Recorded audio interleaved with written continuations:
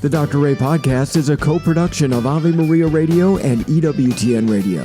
Here's today's monologue with Dr. Ray Guarendi. Kids are savvy. They don't want you to think that you're just upsetting them, distressing them for the moment by your Neanderthal parenting decisions. They don't say things like, "Mother,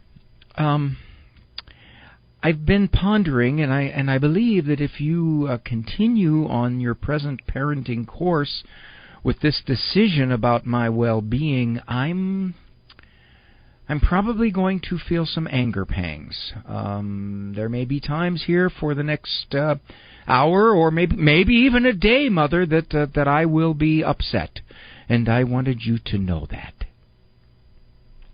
They know if you fear psychological damage. They want you to think you are ruining their psyche. I did this to my mother. Long before parents in that generation were worried about ruining their children's psyches. You're my boss. You can make me do what you want now. When I'm 18, I'm going to do the exact opposite of everything you ever taught me. You can make me go to bed now. When I'm 18, I'm never going to bed. So for years, I called her up every night, about 3:30 in the morning. "Mom, I'm still awake. You know what else? I've got every light in the house on. Refrigerator doors wide open.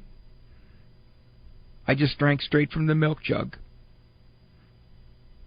Later on, I'm going to run with the scissors. Yeah, the good scissors. Remember the good scissors? For years, I'd go home. Okay, Ma, I want to, where's those good scissors? They're up in a shrine glass case, right next to the Scotch tape and the Virgin, statue of the Virgin. Mom, you ever use those good scissors? No, but they're there if I need them. You don't cut paper with the good scissors. Remember the ones we used to have? Those rounded ones you took to school? They weren't sharp, because if you ran with the scissors, you didn't want the sharp end there. They were rusted shut. You touched them, you got tetanus. That's the way it was. Yeah, back in that generation, you couldn't psychologically bully parents. You couldn't make them feel inept. Make them feel like you don't understand what you're doing to my psyche. If I had to put together a group of thoughts to put in parents' heads, I don't think I could do better than what, in many respects, pop psychology has done, which is whatever you decide as a parent regarding how you wish to raise your child, there's always the risk that the child is going to interpret it in a way that you don't wish, and it's going to go inside their head, and it's going to be invisible, and it's going to linger, and it's going to sit there like a seed, and it's going to pop up at some point when they're 23, and they're going to turn on you. And they're going to say, "When I was 8, do you remember? I remember. It's been with me the last 15 years. I have to tell you, in my most recent book, it's called Taught by 10, Psychologist's Father Learns from His Children. One of the chapters I talked about is, as a shrink, I believe I've done a lot less analyzing of my moves as a parent as I believe the average parent. It seems counterintuitive, doesn't it? A shrink? Prone to overanalyze, doing less analyzing? Yes, because I've analyzed this, and I realize that we overanalyze. Kids do stuff.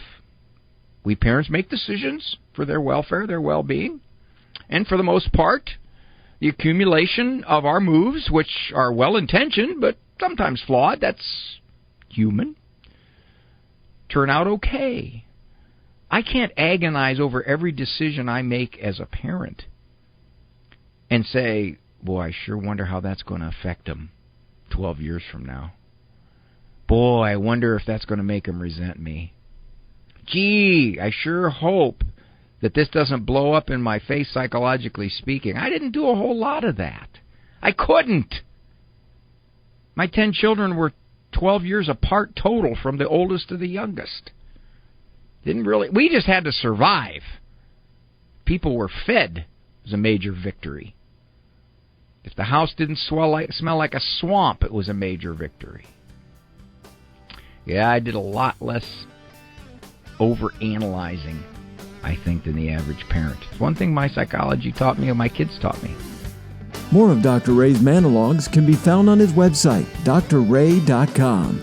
Manologues, as well as full-length programs of The Doctor Is In, can be heard at AveMariaRadio.net and EWTN.com/radio.